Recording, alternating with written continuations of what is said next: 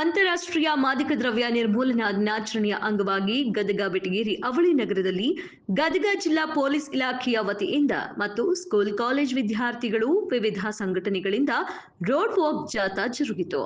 ಗದಗ ವರಿಷ್ಠಾಧಿಕಾರಿ B Nemagouda, DSP Murtuza Khadri ಅವರು road walk ಮೂಲಕ ಪೊಲೀಸ್ ಇಲಾಖೆಯ ಹಿರಿಯ ಅಧಿಕಾರಿಗಳಾದ ಸಿದ್ದರಾಮೇಶ್ವರ ಗಡೇದ್, ಲಾಲಾ ಸಾಹೇಬ್ ಜೋಲಕಟ್ಟಿ ಸೇರಿದಂತೆ ಪೊಲೀಸ್ ಇಲಾಖೆಯ ಸಿಬ್ಬಂದಿಗಳು ಈ ಸಂದರ್ಭದಲ್ಲಿ ಉಪಸ್ಥಿತರಿದ್ದರು.